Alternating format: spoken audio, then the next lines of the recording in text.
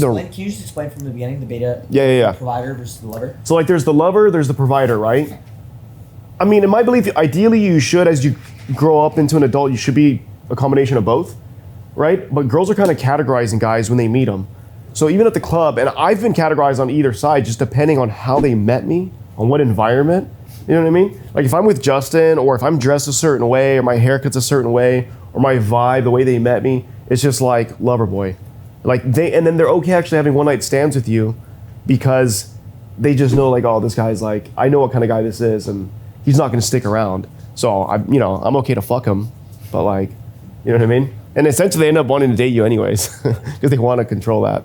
But then the provider, it just like, I've been at conferences back when I was doing sales, if I'm wearing a suit, or like my mom would be with me sometimes, I can't behave a certain way in front of her.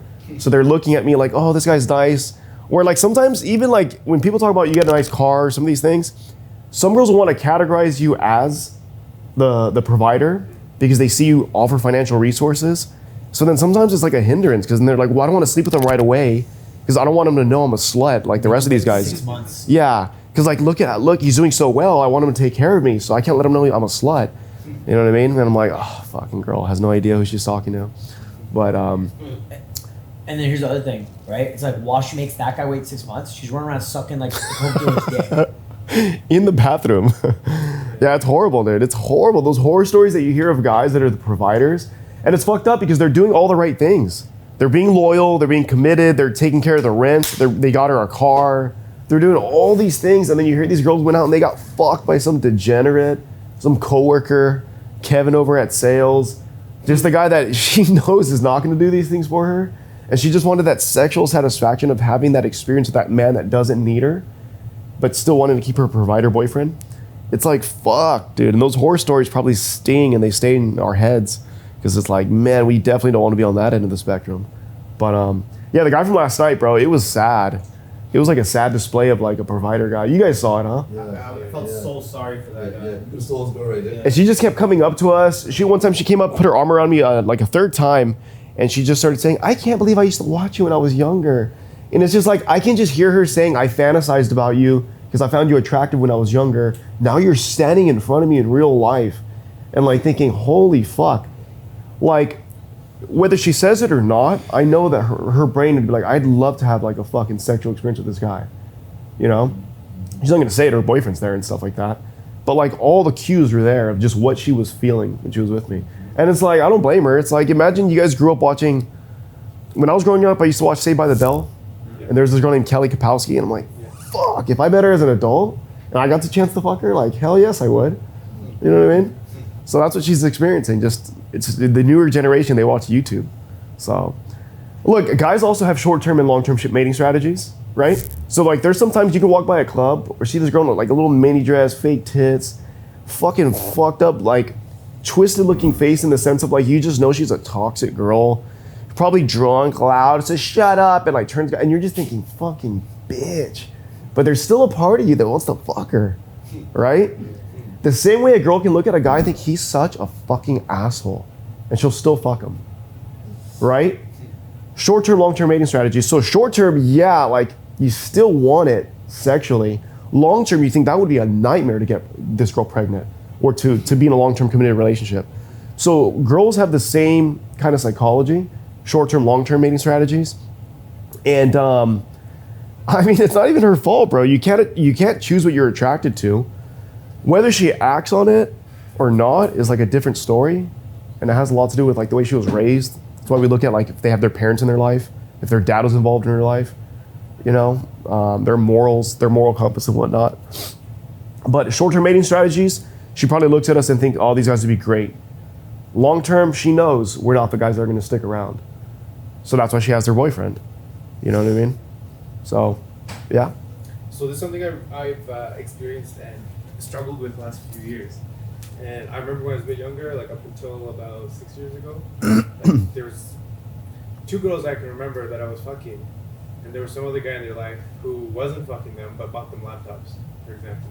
I'm like, where'd you get this laptop? It's like, oh yeah, this guy bought it for me.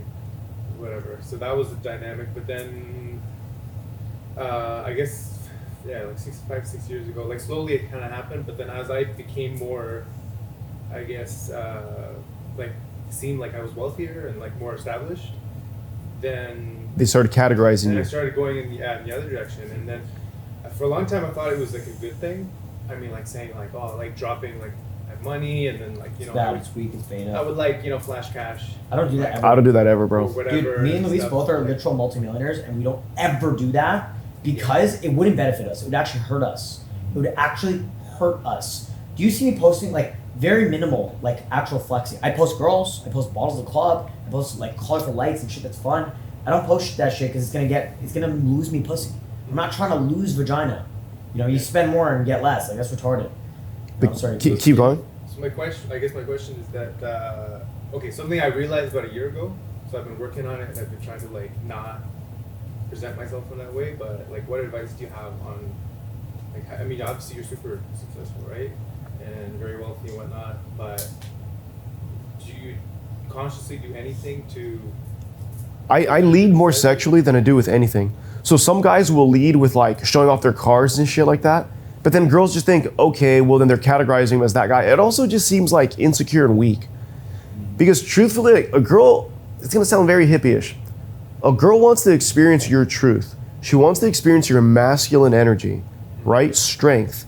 That's really in core what she's after, right? Those things are like byproducts of what happens when guys can, usually, right? If a guy can like fully complete and be himself, those things are kind of a byproduct of what happens sometimes. But right now, with the way things are in the society, a lot of guys can make money and still be fucking losers, right? And the guy I was hanging out with the other day is like living proof of it, bro. Like, I don't know how much money he's making, but he's making a really good amount, bro. You know? And he just leads with cash. And that's why these girls all look at him like a fucking moron. He looks like more of a loser because of it. Because he's compensating for all his insecurities and inabilities to really perform and just be that guy. So I would never lead with cash or anything like that. If anything, your presence will show that you're a guy that's calibrated and mature and emotionally strong. Like, you have to emotionally dominate women, and that's what they find attractive, right? If you're gonna go to war, just think of it this way. And there's a guy that's like, oh, well, I don't know, I think we should go do this, and like, maybe we'll go take this hill, and or a guy that comes in, listen, this is what the fuck we're gonna do. We're gonna come over here, we're gonna fucking murder these motherfuckers, then we're gonna move over here. And it's just confident. The girl doesn't know. They're like, okay, I'll just fucking, that sounds like people follow strength, right? So a girl's looking for your emotional strength, and she's reading cues when she conversates with you, right? So whether I wear jewelry or not, like, girls can just tell I'm a well-calibrated guy. They don't even care about money, really.